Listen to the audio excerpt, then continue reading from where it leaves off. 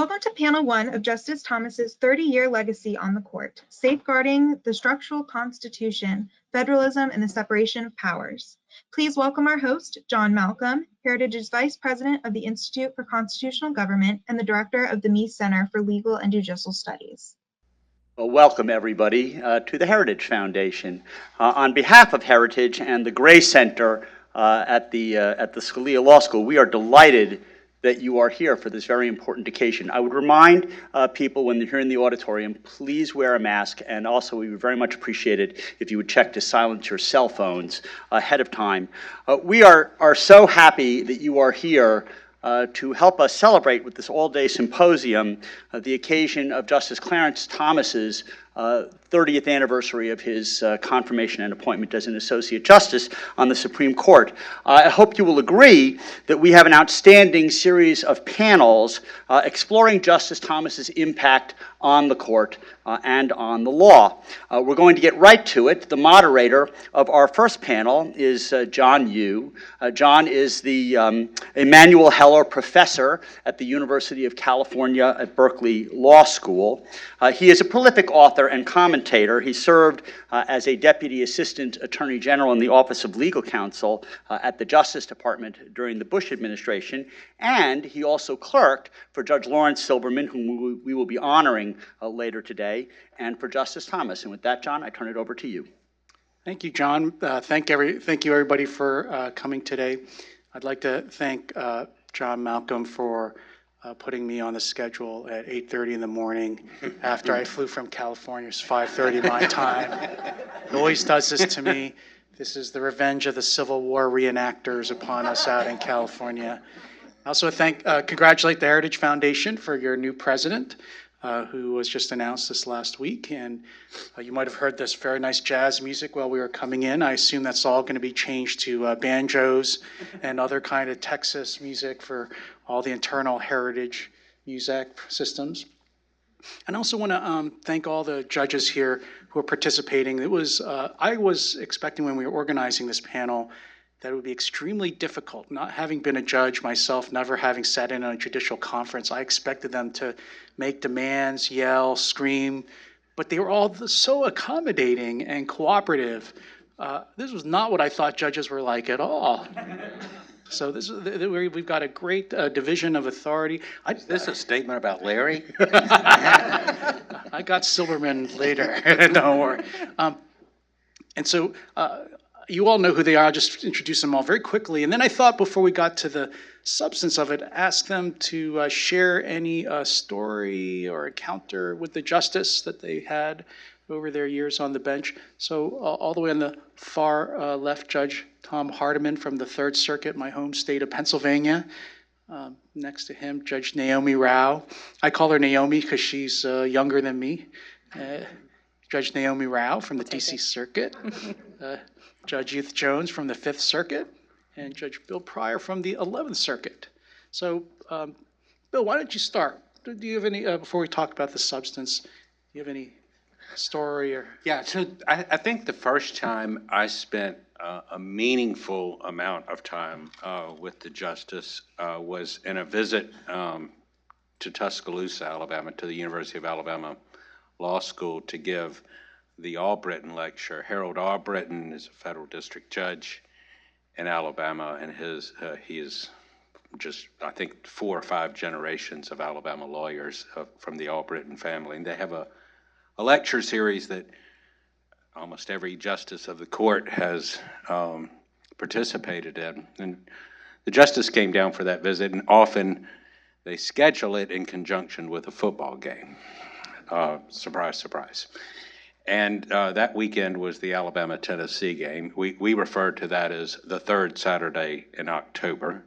And it doesn't matter that this weekend is the fourth Saturday in October because Alabama and Tennessee are playing, so it's really the third Saturday in October.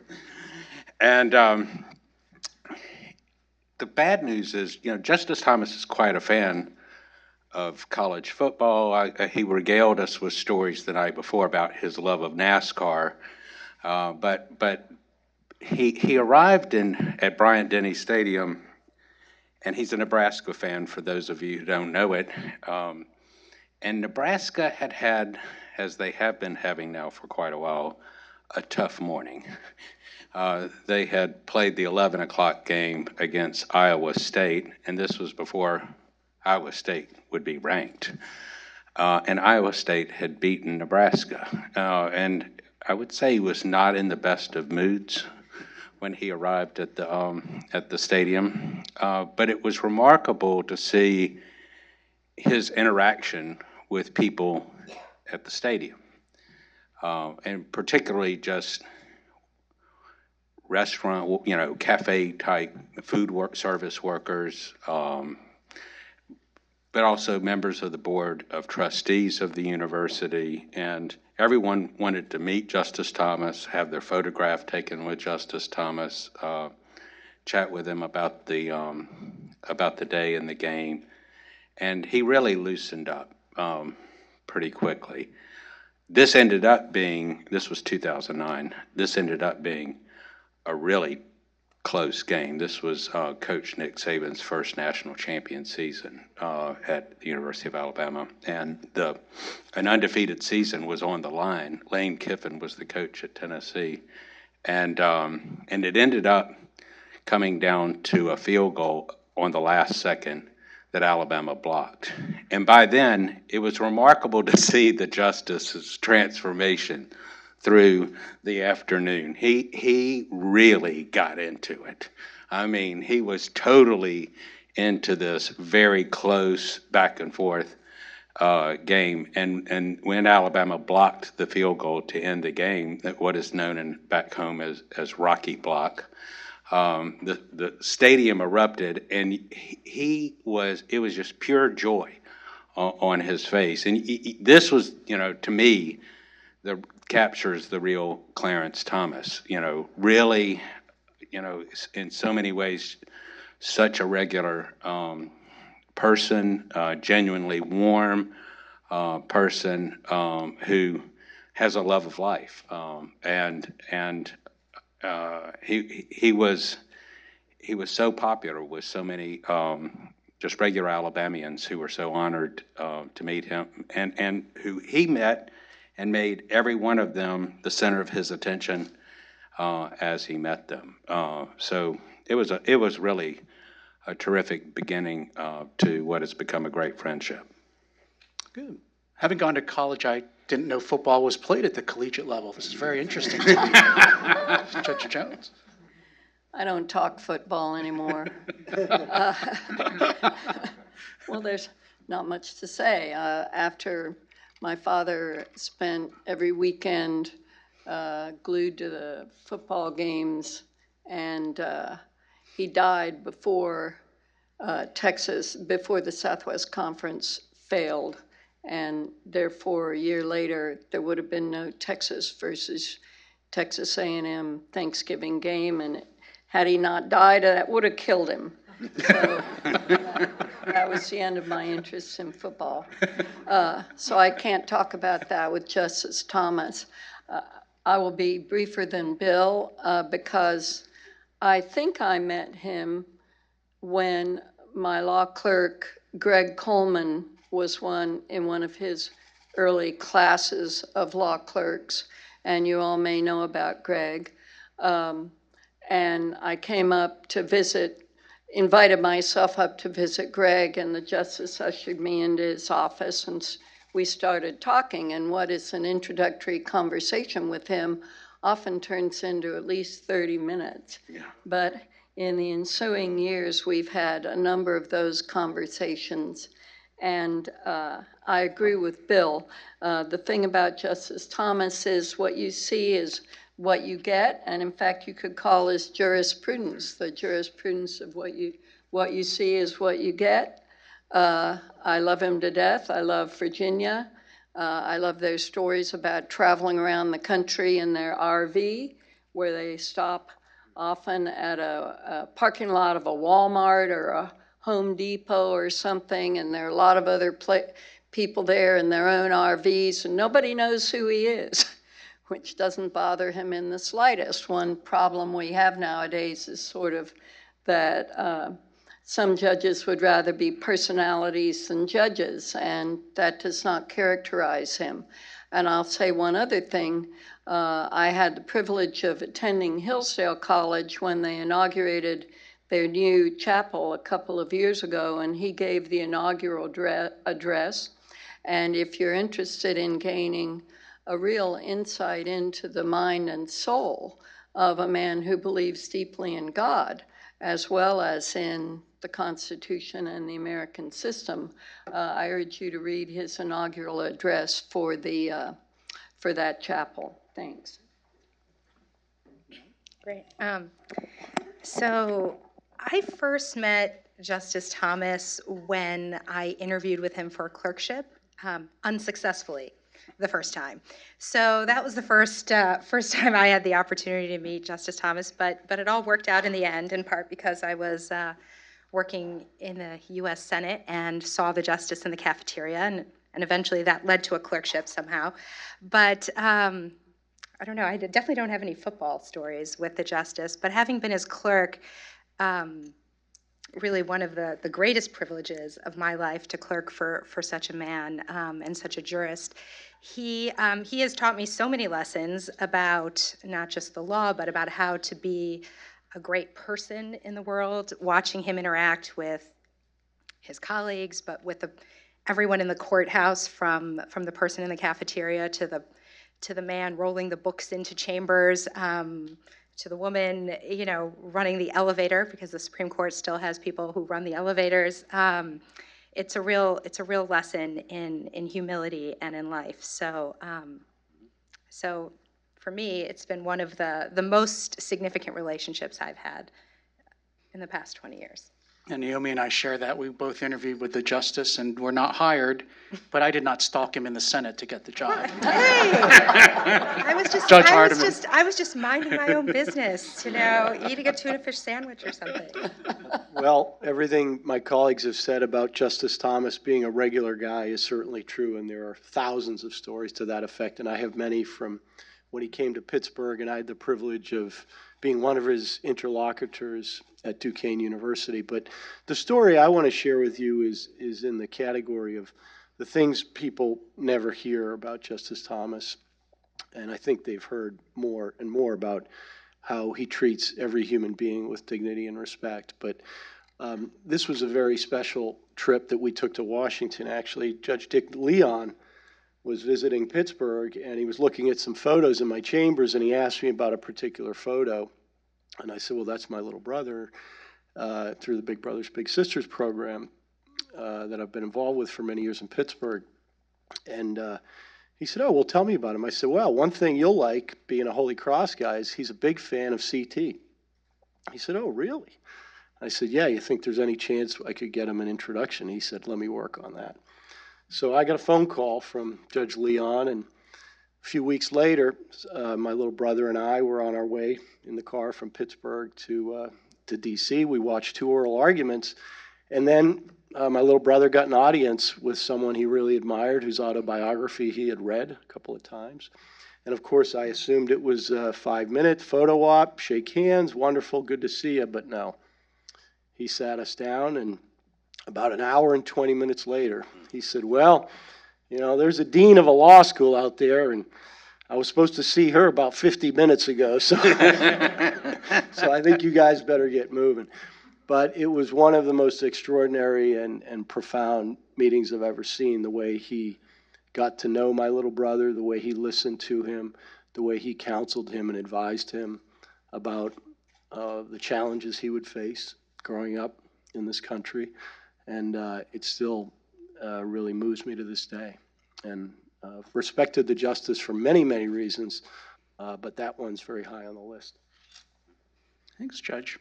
Well, let's start on the substance of the program. So instead of direct presentations, we discussed this and thought we would have more of a conversation. So each of the judges has agreed to cover a certain area of the justice's jurisprudence, and I would just introduce the cases so that they didn't have to, and we could hear their thoughts, and then hear what the other panelists have to think about the justice's opinions in this area. So maybe what we could talk about first is Justice Thomas's longest opinion. So that would be his dissent in U.S. term limits versus Thornton, a 5-4 case where the Supreme Court struck down state efforts to impose term limits on federal representatives to Congress.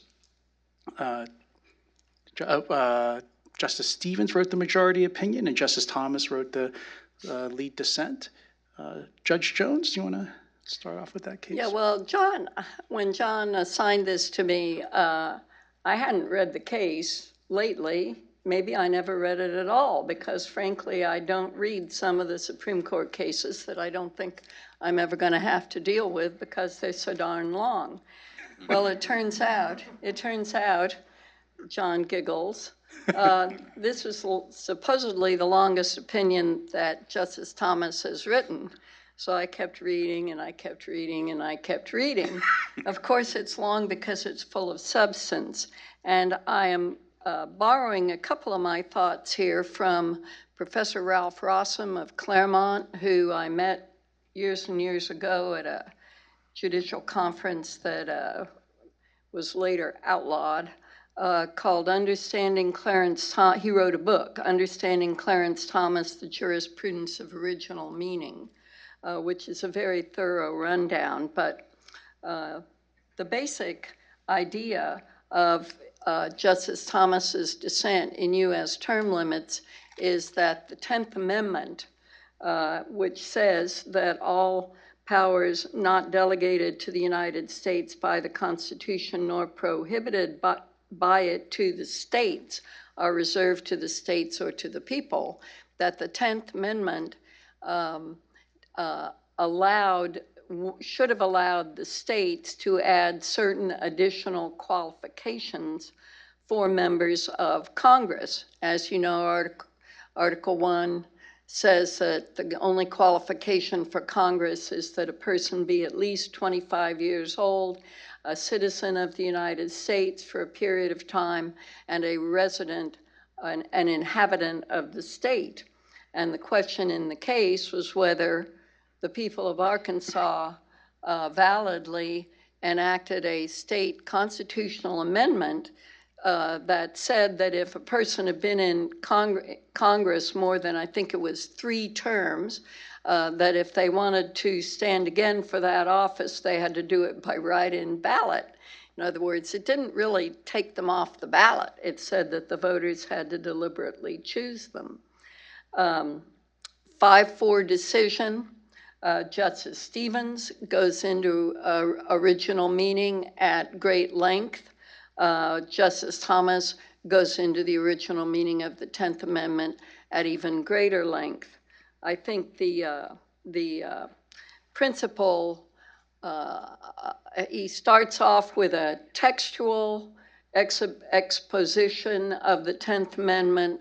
What does it mean to say that the people ratified the Constitution of the United States?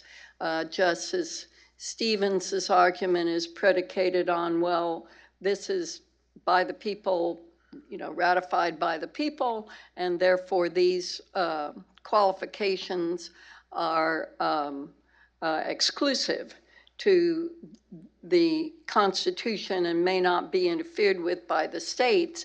Justice Thomas takes this on directly, talking about the people of the states ratified. It was people in the states that ratified and did not give away certain of their powers. As he puts it, the federal government and the states face different default rules where the Constitution is silent about the exercise of a particular power, that is, where it does not speak expressly or by necessary implication. The federal government lacks that power and the states enjoy it. And then he goes on to talk about what are reserved powers. I could spend quite a long time summarizing his opinion. For the sake of the discussion here, I won't do that, but I will point out a few things. First of all, he wrote this in '95. He had been on the court only 4 years. It is a tour de force about original meaning. Second, it is a very, very difficult argument from the standpoint of the dissent, because one would think offhand, surely, when the Constitution states these qualifications, obviously, those have got to be the only qualifications for representation in Congress. Third, he takes on Justice Story, one of my favorite former justices of the Supreme Court, who said unequivocally these qualifications had to be exclusive. Fourth, he takes on the idea that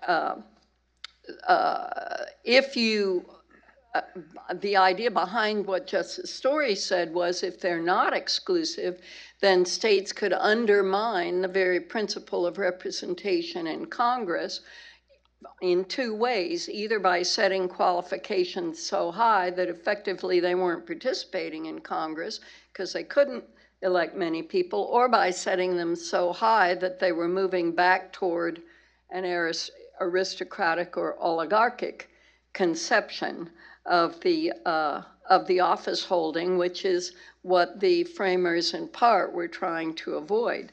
So it's not the easiest argument to make, but I will say he does a magnificent job. He also has to take on the the language of the qualifications clause, the argument that, quote, democratic principles lay behind this argument for exclusivity, and then the weakest argument of the majority, which is historical evidence, because in fact, at the time of the framing, several states did have additional qualifications for service in Congress.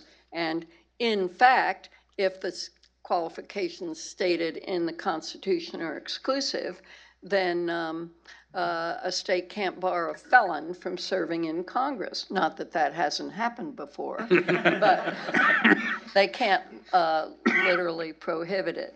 So I would introduce this as one of his earlier opinions, stating forth what Rossum calls a jurisprudence of original meaning, which takes on first the text, then the context, then the way in which the provision was structured at the time of the framing in order to elucidate its meaning, and then the naive notion that, gee whiz, the way the original meaning at the time of the Constitution is the way it should be applied today. Any other comments or thoughts? I remember at the time people criticized the Thomas opinion as perhaps being too anti-federalist. There was this idea, well, if Justice Thomas was right, does that mean states could instruct senators how to vote and really take over, interfere with federal officials? What do you all think of that criticism of the dissent? I think there's something to be, well, this reminds me of, and this isn't about me, but I had only one senator in the room when I had my confirmation hearing, and that was Strom Thurmond, and he said, young lady, that was not controversial like some.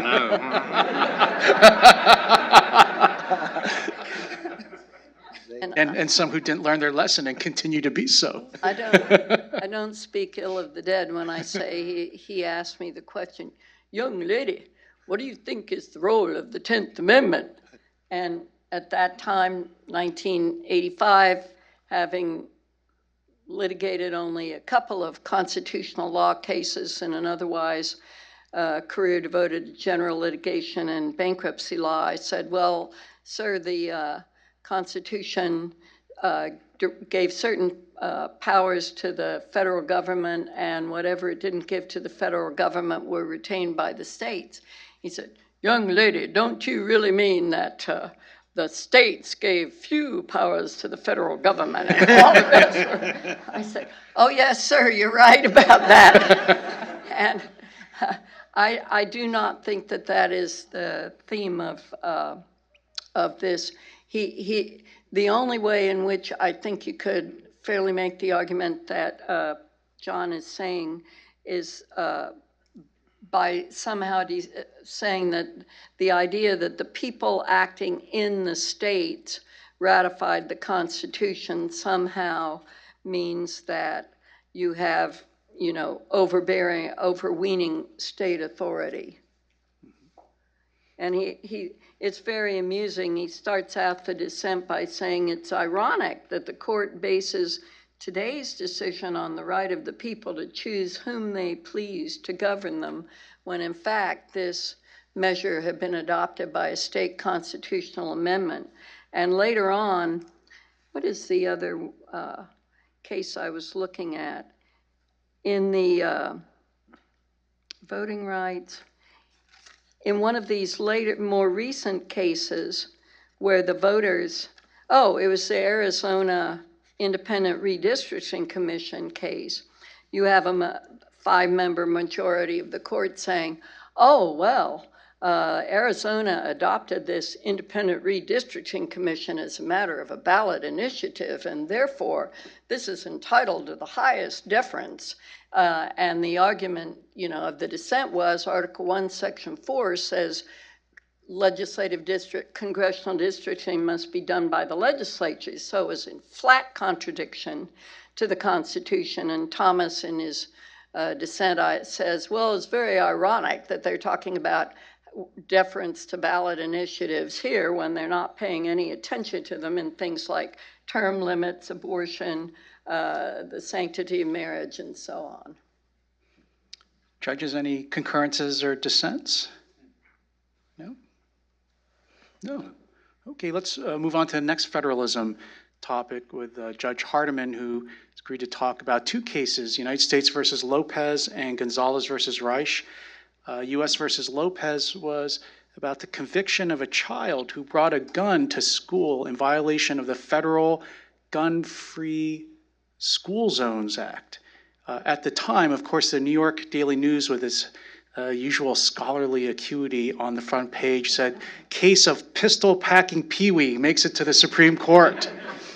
And in that case, the court 5-4 struck the law down as beyond the Commerce Clause.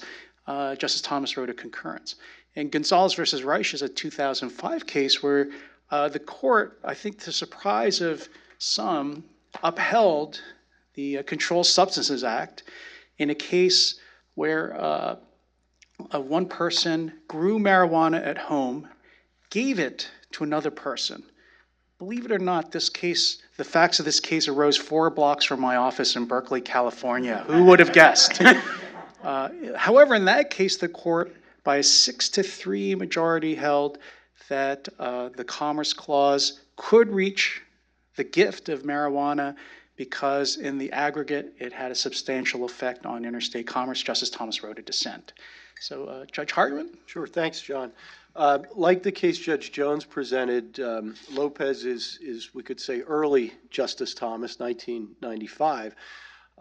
And one observation I'll make, I think, is that I didn't notice it at the time, certainly, and perhaps few did, that this was a sign of the difference between Justice Scalia, who I think called himself a faint-hearted originalist, and Justice Thomas, who I think we could say is certainly a full-throated originalist. So here you've got Justice Scalia joining Chief Justice Rehnquist's opinion.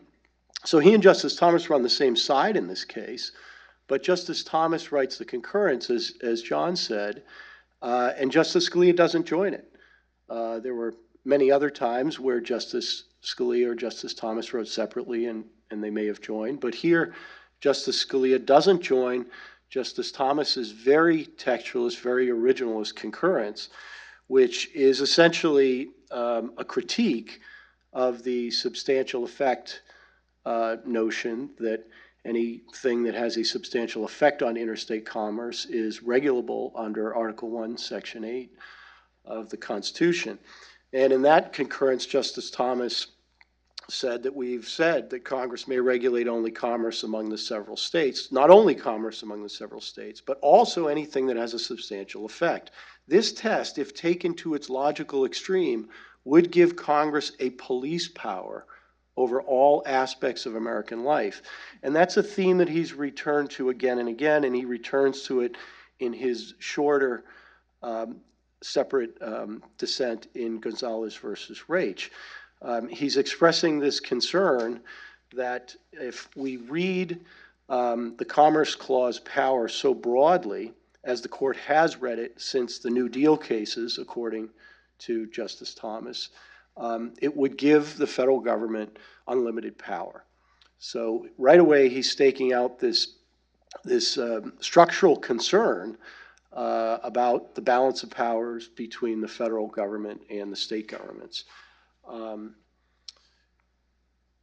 One of the quips that he makes in the Lopez case is that it seems to him that the power to regulate commerce can by no means encompass authority over mere gun possession any more than it empowers the federal government to regulate marriage, littering, or cruelty to animals throughout the 50 states. And again, it's consistent with that theme. Years later in Gonzalez versus Reich, he talks about other very local activities, including quilting bees and a couple of other very local activities that everyone would say, well, what does this have to do with interstate commerce? And the image that came to mind as I was reading these cases again was sort of the wings of a butterfly idea, or the ripples in a pond. That's really what he's pushing back against here, is the notion that if you take any one thing and aggregate it, it can result in a very serious effect. But that's not the way we should be looking at the Commerce Clause. Interstate commerce is something that's qualitatively different, he also says. This is a very important originalist point he makes. He goes back to founding era dictionaries and the debates at the ratification, during ratification among the states. And those debates indicate that the Federalists and the Anti-Federalists saw a distinction between commerce on the one hand and agriculture and manufacturing on the other hand.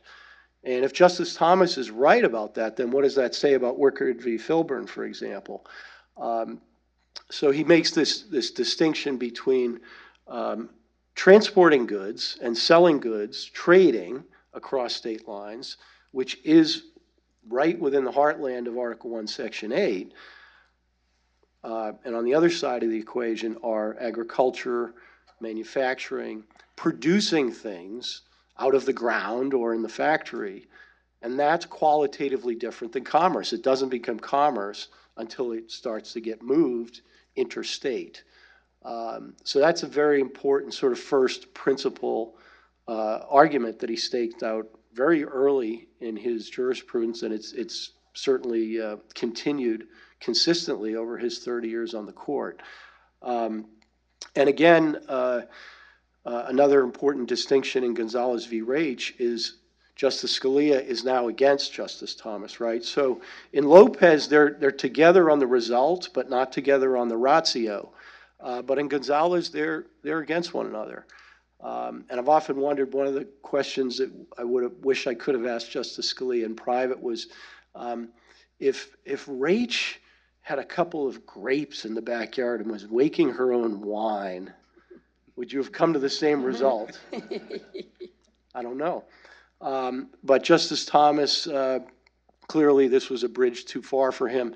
His dissent in Reich is really not focused on Article 1, Section 8. If you read his dissent, which you really should, he only very briefly addresses that. He sort of gives it the back of the hand. He says, this obviously is not interstate commerce. He spends the great majority of his dissent engaging on the necessary and proper clause. So that's really where the battleground is there.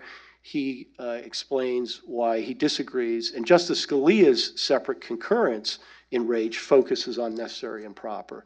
So you've got a great debate between Justices Scalia and Thomas about how much work the necessary and proper clause can do in service of the Commerce Clause.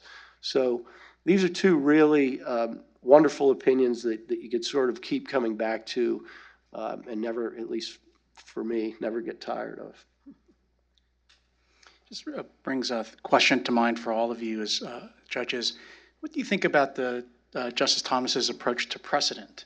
And neither of these opinions really seem to pay much deference to the decisions of the past on the Commerce Clause. Does that make his opinions sort of these quixotic pleas to return to the original understanding that really don't have much chance because they are so sweepingly dismissive of precedent, or do they really have an effect?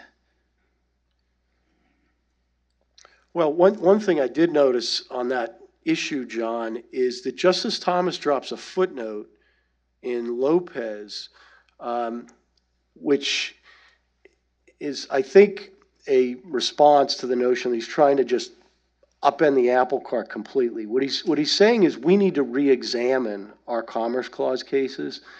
And he says something about, what do you do with 60 years of jurisprudence? I'm not sure. You just overturn it. And when I read that in preparation for this, it seemed like something he wouldn't write now. But I think, Judge Rao would have perhaps more insight having clerked for him on that, or you, John. But that's sort of step backwards. And he mentioned stare decisis explicitly in the footnote. His more recent opinions, I'd say the last 10 or 15 years, I'm not sure that's a step back that he would take these days. I guess the most significant opinion he's written on his view of stare decisis was pretty recent. And to me, everyone says, well, Justice Thomas doesn't believe in precedent. And it's not exactly right or fair.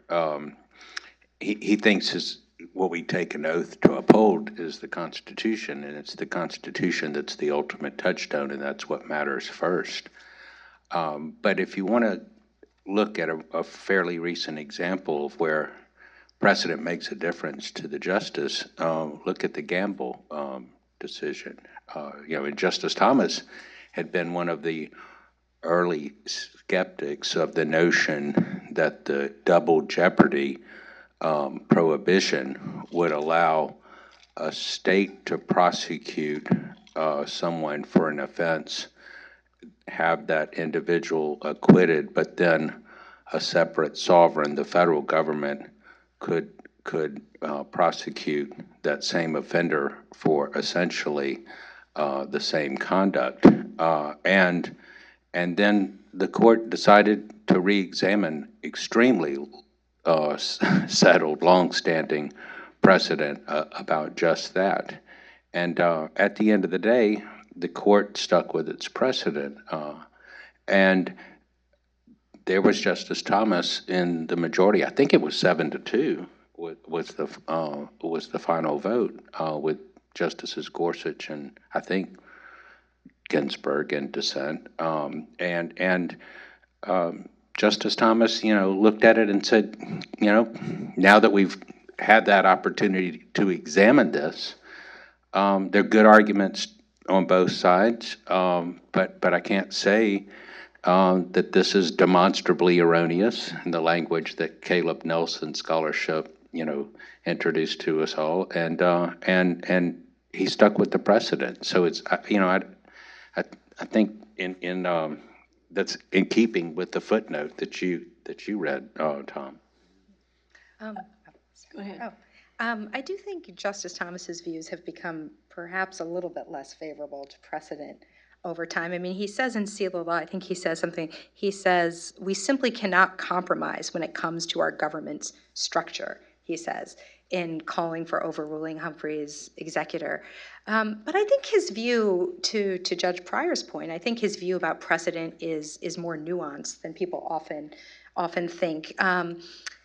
Precedent is often a source of collective wisdom over time. And I think Justice Thomas does not have so much hubris to think that in a few months he can always rethink the whole Constitution. And I think that is what's reflected maybe in some of those footnotes or other places in which he sort of suggests, we need to think about the precedent, but what we always need to have fidelity to is the Constitution, which is, of course, what we as judges take an oath to uphold.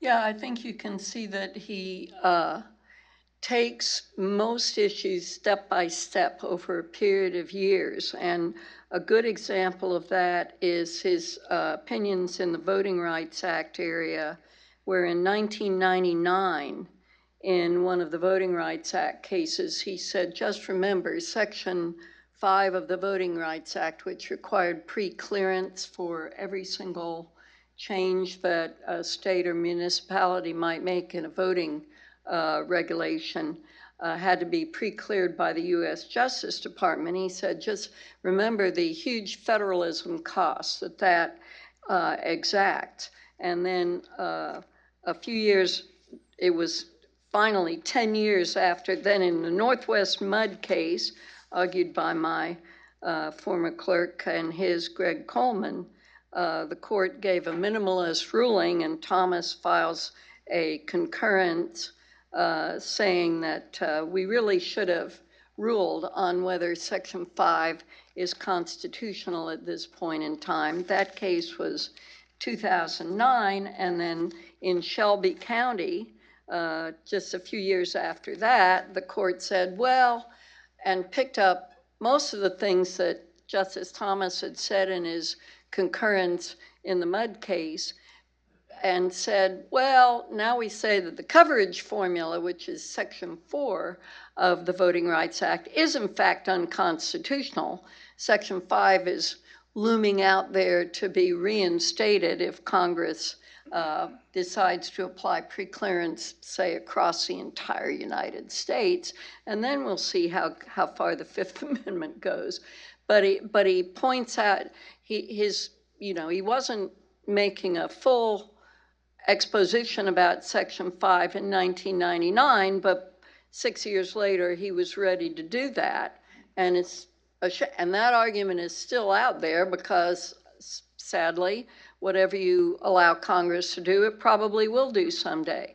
As far as the Commerce Clause dissent goes, that is a very important dissent just to remind us how far the powers of Congress have strayed from what many of us, including Richard Epstein and myself, think was the original scope of the commerce power. But in the Turkle case, not Turkle, it was Turkle in my court, AAR case that seems to have resolved the eviction moratorium issue, this line is thrown off. It's just a stay decision, so it's not a definitive decision. It was a 5-4 stay where the Supreme Court took up a DC court ruling and said, we're not going to dislodge the decision of the district court to overturn the eviction moratorium. And they said, but of course Congress could have imposed an eviction moratorium. And just think about that in terms of the fact that the moratorium did not prevent landlords from collecting their rent, which would have been arguably a commercial aspect of the transaction. It prevented them from going to court because the essential terms of the real property lease had been terminated by the tenant's failure to pay rent. So it was could be a very consequential imposition or expansion of the Commerce Clause, just like one might say, not commenting on current other health measures that people are proposing. Judge Hardiman, Yeah, did you just wanna one make more point? follow-up, consistent with what Judge Rao said in a 2004 concurrence, in a federal bribery case, Justice Thomas wrote that Title 18 U.S.C. 666A2 is a valid exercise of Congress's power to regulate commerce, at least under this court's precedent. And then he said, I continue to doubt that we have correctly interpreted the Commerce Clause, but until this court reconsiders its precedents, and because neither party requests us to do so here, our prior case law controls the outcome of this case. So I think that's a great example of Justice Thomas's approach to judicial restraint. One of my pet peeves is when I call it an opinion in search of a case. A pet peeve of mine is when judges have these opinions and they just want to write them because they have something important to say and they forget the case or controversy requirement. So I think it's telling here that Justice Thomas is saying the court has not agreed to reconsider precedents and the parties haven't fully briefed it. And I think that's a great way to go about judicial decision making, is just decide what's in front of you. That's actually a great segue to the cases Judge Pryor is going to talk about. So Judge Pryor is going to talk about the separation of powers, and there's two sets of cases here. The first one, the first two the justice might be accused of writing an opinion in search of a case, because one of them was from just last term, this U.S. versus Seneng Smith case, which was a very strange case where basically an immigration advocate was prosecuted for illegally encouraging aliens to stay in the country in violation of the immigration laws. In the trial court, I believe, the defendant did not claim that the law was void for vagueness. Right? Oh no, I'm sorry, was overbroad. Overbroad. Right. To me, they always seem the same thing anyway. So They're closely related. Yeah. Closely related and both being unjustified by the Constitution. Yes. So the Ninth Circuit here. I don't know if there are any Ninth Circuit judges here today. They should be called upon to explain themselves on this and many other items. The Ninth Circuit chose amicus to brief and argue this issue, which had not been raised by the parties. And so the court, 9-0, unanimously sent the case back. But Justice Thomas used the opportunity to write an opinion about whether he thought overbreadth doctrine was actually required by the Constitution. There's a second case Judge Pryor is going to talk about called Johnson versus United States, which is an 8-1 case, Justice Scalia writing, which involved the Armed Career Criminal Act, which said if someone had been convicted of 3 quote-unquote violent felonies, they would be subject to enhanced sentencing. The court said that violent felony was vague. In fact, in the facts of the case, the defendant, one of the felonies was just to have a shotgun, short-barreled shotgun in violation of the law.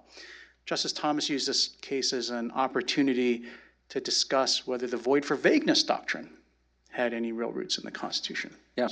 So what's most interested me in these cases is the difference in approach to the structural Constitution, and particularly to the provision of the Constitution that has been the source of the greatest mischief in the history of constitutional law, the guarantee of due process of law, beginning with Dred Scott.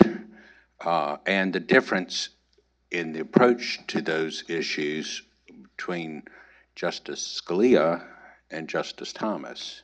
And Justice Scalia was often described as the court's greatest defender of the structural Constitution, and it was often described as the originalist justice whose method was most best promoted judicial restraint and most concerned about judicial restraint. And these cases, I think the justice who is better described that way is Justice Thomas.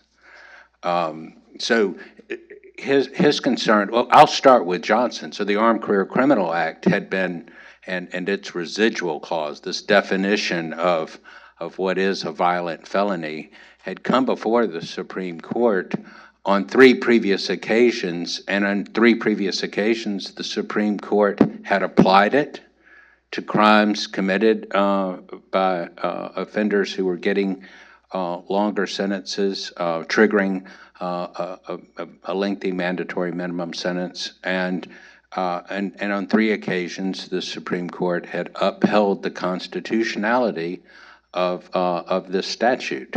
But Johnson comes along, and the court, because I guess, feels bedeviled by the continuing problem of applying this statute to different kinds of arguably violent crimes. This Johnson was his crime that was allegedly a violent felony triggering the mandatory minimum penalty was possession of a sawed-off shotgun.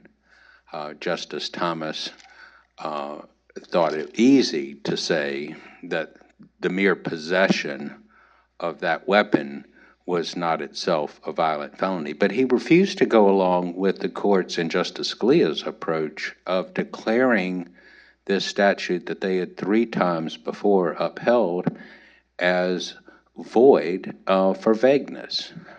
He criticized the vagueness doctrine as inconsistent with the structural constitution, a disrespect of the legislative power, congressional power, to prohibit certain conduct, and an exercise in judicial power that goes beyond deciding the case before the court and declaring whether it is unconstitutional in all applications. So after Johnson, this provision is in Supreme Court or popular terminology essentially struck down, right? We often say the court strikes down a provision of federal law.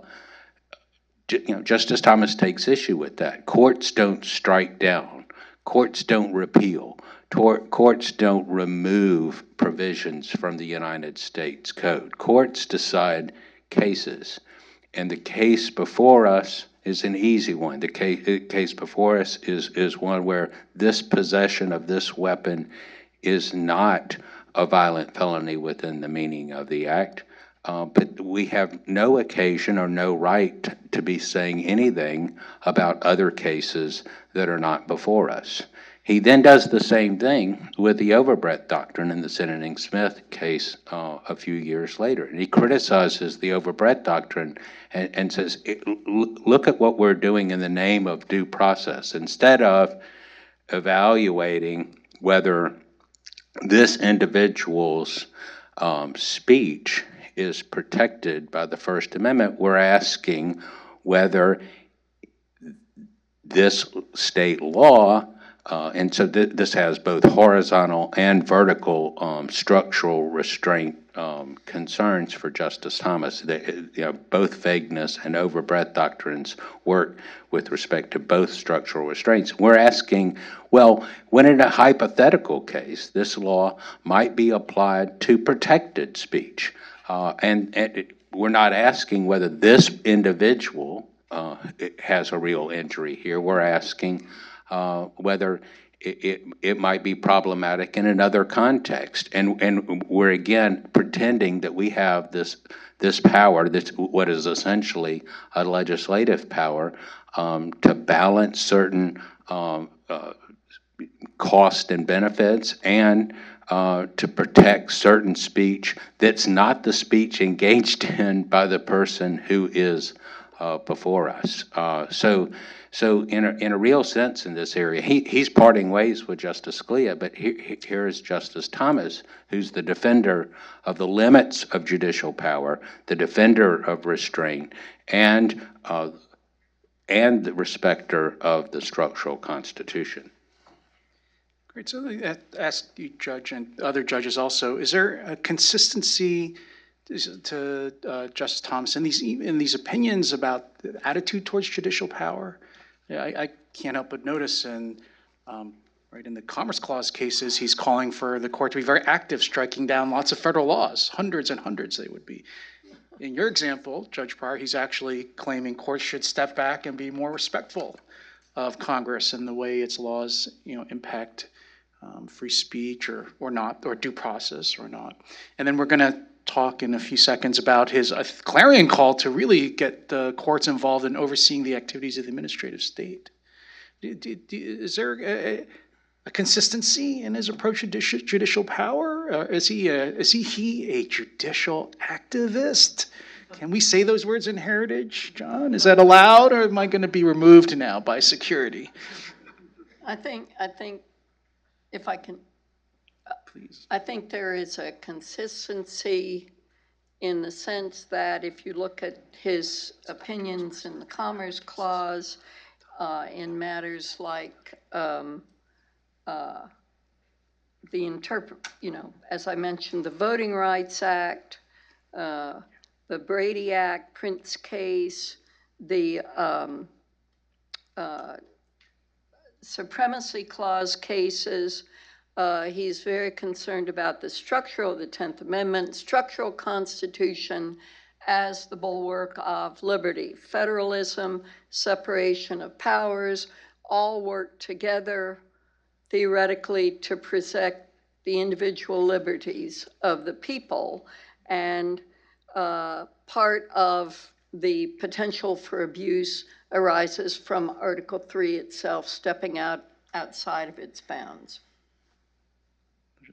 Yeah, I think that's very well said, that the consistent theme is protecting the individual from the state, whether the state be primarily the federal power.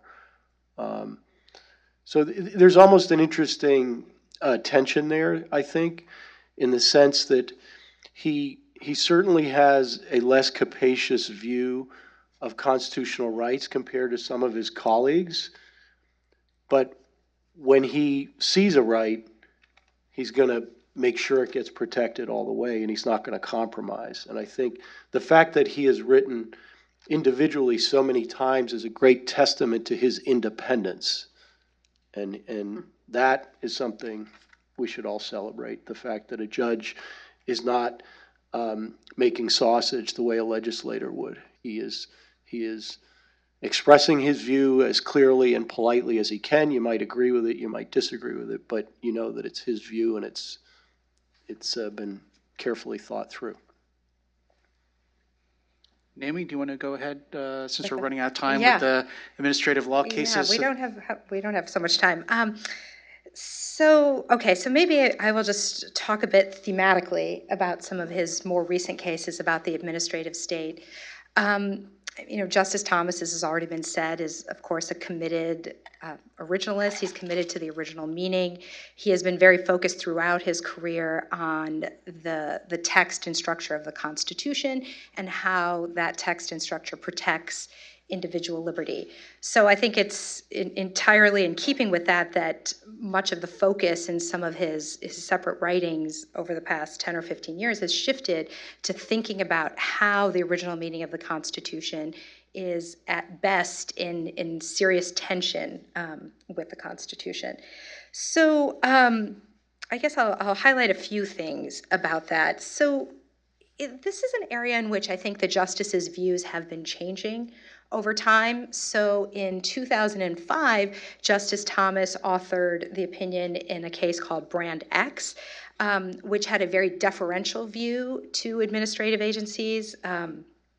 In that case, the court Justice Thomas held in his opinion that a court must disregard its prior precedent that was interpreting an ambiguous statute in favor of an agency's later interpretation of that statute.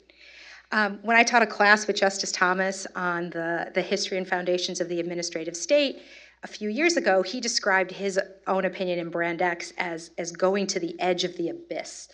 And he said that was when he got there and he peered over into the void and he realized everything had gone too far. And so we've seen, I think, since 2005, him walking back from an expansive view of deference to agencies, which is, of course, about the judicial power. But maybe one of the things that connects his opinions about administrative matters is his real focus on the formal vesting of the three powers of government in three distinct branches with distinct characteristics. And in each of these opinions, he's really tried to give content to, what is the legislative power? What is the core aspect of the legislative power or the executive power, the judicial power? And so we see that in cases in his decision in the Association of American Railroads case, an Amtrak case, he elaborated on the non-delegation principle, which is, of course, all about Article 1, right? What is essential to the legislative power? Why can that power not be delegated to and exercised by executive branch agencies? I think that opinion is incredibly powerful. It was picked up by Justice Gorsuch in his opinion in Gundy, elaborating further on those themes of the non-delegation principle. He has talked about the importance of the executive power in cases like Scalia Law, where, should independent agencies, to what extent are independent agencies consistent with the vesting of all executive power in the president? Justice Thomas says it is not. I've certainly written extensively in agreement with that view, but there again, you see he's talking about what does this vesting mean? What is essential to the exercise of the executive power? And from his perspective, it means that the president must have the ability to direct and to supervise exercises of executive power, even by the so-called independent agencies. And then I think, all of these cases are, of course, also in part about the judicial power. To what extent can people challenge government actions, agency actions, and in that vein, I think some of his recent standing decisions are very interesting because he's rethinking some of the traditional ways of thinking about standing that Justice Scalia had elaborated in his opinion in Lujan in the 90s. Justice Thomas has gone back to thinking about how the adjudication of private rights is really the essential aspect of what courts are doing when they decide cases and controversies. And I think that is a view that's still developing, but I think it's part of a piece with many of these reconsiderations of the administrative state.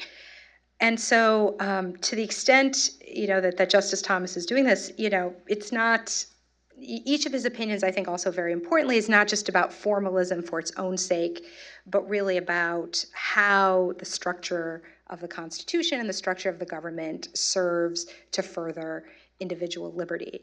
And, to the points about precedent, I do think the discussions about his separate writings about the administrative state are ones in which he has really pushed for overturning precedent about the non-delegation principle, Humphrey's executor with regard to protections for independent agencies. And in that vein, I'll just cite the justice himself, who was citing Justice Story in part. He says, again, in Scalia Law, he says, "We have a responsibility to examine without fear and revise without reluctance any hasty and crude decision, rather than leaving the character of the law impaired and the beauty and harmony of the American constitutional system destroyed by the perpetuity of error." And so I think some of his most forward-leaning decisions have really been in this context of administrative law.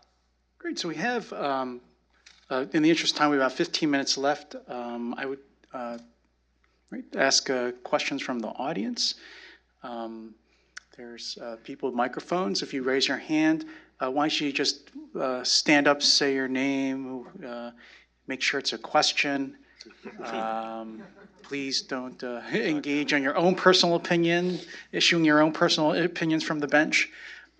So anybody with questions? Right here. Stand up if you want.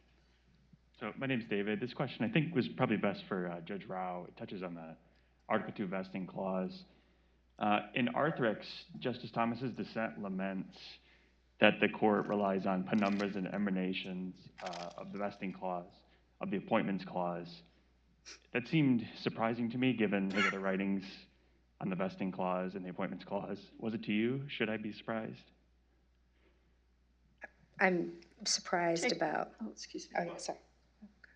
To rely on the criticism that the majority in Arthrex was using sort of penumbras and emanations, sort of structural considerations, non-clearly textual considerations. I think, I think structural considerations are often rooted in the text, right? But sometimes they can maybe maybe to some appearance can look like penumbras and emanations. But I think real structural constitutional law that's focused on the structure through the text is not in that vein. Other questions? Otherwise, I'm just going to ask like 10 or 20 of them, which you don't want to hear. So please, someone else. Right here in the back here. Yeah, stand up because we can't see you. Oh, there you go. I'm Jan. Nice, thank you. This is amazing. Actually, no, we don't want any questions from you. Okay. You always get people in trouble when you ask questions, Jan. No. Just to kick this off, this whole day off, I guess, we've heard about Justice Thomas and we know about his robust defense of restraint, the structural constitution. But I just want to know, your bottom line. When we talk about 30 years on the court, what is the bottom line? What it means? What is Justice Thomas's legacy? The elevator pitch, if you would.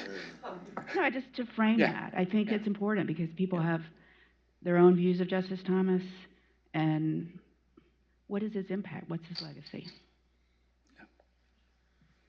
I think he's been the essential ingredient to the case for originalism. So 5 years ago, there was a 25th anniversary celebration at Yale Law School that the Federalist Society and the school sponsored on that occasion. And my focus is on his criminal justice decisions, and I've again focused on the difference between Justice Scalia's approach and Justice Thomas's approach. And it's one thing to have one originalist justice who says, this is how I will approach the Constitution.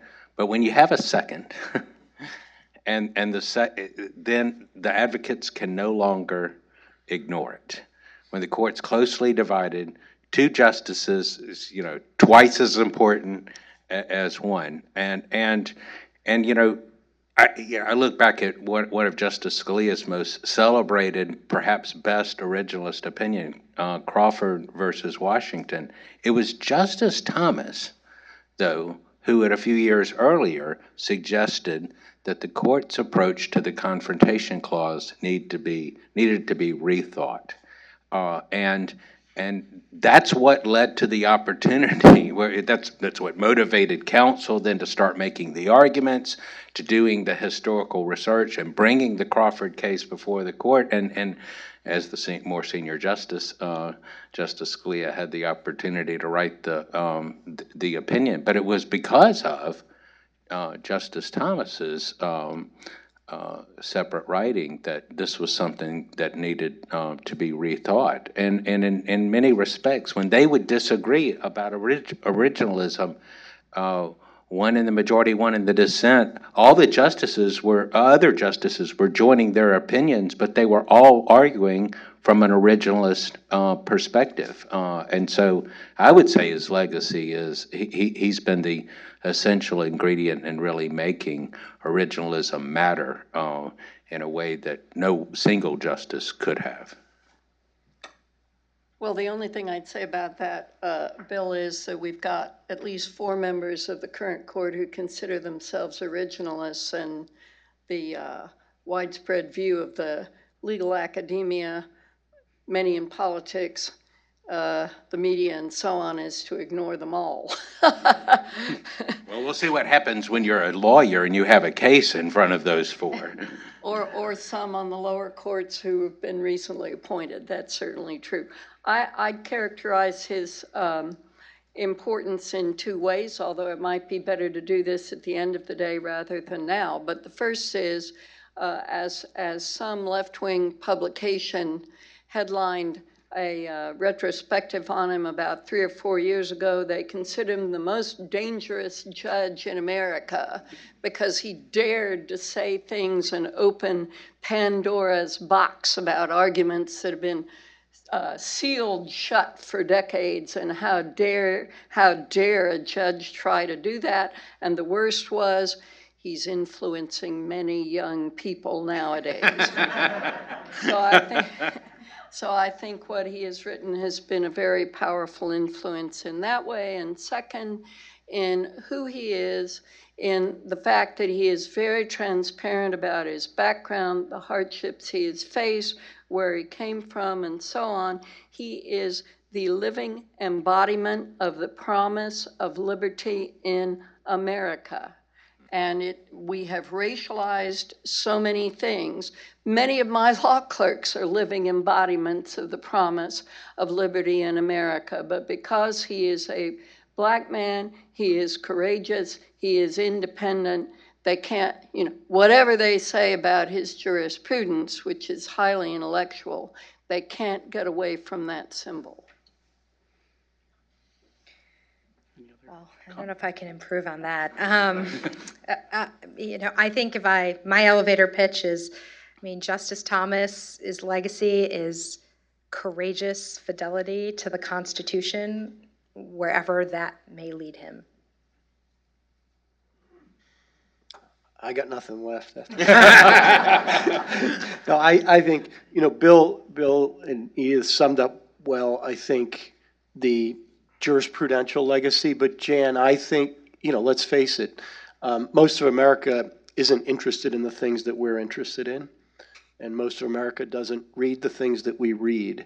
So I do think that his legacy will be one of the most extraordinary Americans who ever lived because of the things that Edith and Naomi just said about who he is, where he came from. It is a consummate American story. And as I alluded to earlier, we're all in trouble if Big Brother is going to tell us what to think and what to say. And Justice Thomas's courage in the face of so much challenge and acrimony, standing up for decades and just writing what he thinks. I think, again, whether you agree with him or not, we should all respect that, because that kind of honesty and transparency is something America has been founded on. I'll just add, if I could, that just take a slight issue with your question, Jan, was that it's not the end of his judicial career. Yeah. So he's been on, we're looking back at 30 years, but as you can see, he has charted a very radical approach to judging. It's surprising, actually, how far the court has moved in his direction over that 30 years. If you're scared about influencing the youth and opening Pandora's box, what do you think is going to happen the next 10 years when you might have a workable majority of originalists? I think we're going to see the fruition of the last 30 years in the next 10, and I think it's going to be really remarkable to see how it works out. Let's see what Chief Justice Roberts makes of it. Any questions on this side? We have one over here. Okay, great. Hey, Mike Doherty. Ooh, sorry. Okay, can you talk about... Mike up. Well, last time I got the big back, sorry. Justice Thomas, especially since the passing of Scalia and Chevron deference, and any leadership he's had to finally get that to turn over and have the court actually address something that's been kind of bubbling up. Yeah, so what do you think about the future of Chevron deference now that Justice Scalia and Justice Ginsburg were both its greatest fans, and they've both left the court, and you have younger justices who are willing to re-examine this? What do you think? It's all me. I'm sure you all have views about this too. I think one of the things... Not all of us are on the D.C. circuit. Yeah. We not all of us actually have views on this. No. I think one of the interesting parts of what Justice Thomas has highlighted, which is that in some ways, deference isn't the main problem. The main problem is delegation. So if Congress is going to continue to delegate to agencies incredibly broad authority, judges are always going to have to do something that looks like deference, whether we call it Chevron deference or something else. So I think that if we move away from, if the court starts to have more robust enforcement of the non-delegation principle, that I think will naturally lead to less deference to agencies. But until then, I think some of the labels may change, but I think it's unlikely. If agencies can exercise so much discretion under these broad grants of statutory authority, there's not much for courts to do other than something that looks like deference, unless the agency has really stepped out of its statutory authority. So I think the core of the problem is delegation. Any thoughts? No? As usual, the DC Circuit bores everybody else in the country to death. That is so unfair. I clerked in the DC Circuit, so. Naomi makes it as interesting as it can be. One last question. We have about 5 minutes, so I think we have time to take one more question. Come on, this is your chance to ask questions of the judges rather than vice versa. There's a question over. Yes, over here. Last question. Great. No, just don't talk. Ask a question. I know. I'm just kidding. I would just ask that, what do you guys see some of like the issues that will be dealt with in these next 10 years? Like the next 10 years that you said is going to come to fruition, what do you think are going to be the questions that the court has to deal with? Point of privilege, we are judges, or ladies and gentlemen, we are not guys. And I just say that because that is the one thing that I will call counsel out on in court every single time. I think keep in mind, to return to a theme that I was mentioning with respect to Justice Thomas's jurisprudence on the due process clause, we don't set agendas. We decide cases or controversies. So the cases that are going to come before us, sure, we have a steady diet of particular kinds of cases, but a lot of it is dependent on controversies that we can't necessarily foresee. We don't know who's going to control Congress, what kinds of laws they're going to pass, and what kinds of arguments litigants are going to bring before us. And at the end of the day, our power really is a modest power. We're going to decide cases or controversies. And I don't know what the next 10 years brings. I don't think any of us really can. What I do know is that we've got more justices on the Supreme Court who share Justice Thomas's perspective that what really matters is the text and original meaning of the Constitution. And that's going to be a very exciting thing to see as unforeseeable cases or controversies come before us. Sharpen your question, because I don't think this is going to be covered by the other panels. But one thing we can see coming down the road is big tech and social media. What do you guys think about the potential approaches that in 1 minute, we have 1 minute left in the panel. So you're asking 4 judges to comment on matters that you're predicting will come before the court. Right? Well, but that's why you and Richard are so great on that podcast. Because no judge could ever do. What do you think about it, John? Do we have time? No. Well, just the justice did issue this interesting opinion about what to consider big tech, right? Are they common carriers or not? I'm not asking you to say how you would rule. Just what did you think of his opinion about big tech? Still no takers, huh? Gotta be kidding. Jan, help me out. You're much better at this than I am. How do you get judges to talk about stuff they're not allowed to? You seem to be good at it. Quite a lot today, John. We don't live in Silicon Valley. Okay, well, I can't think of a better way to end than seeing judges refuse to answer questions. So please join me in thanking the panelists and the Heritage Foundation.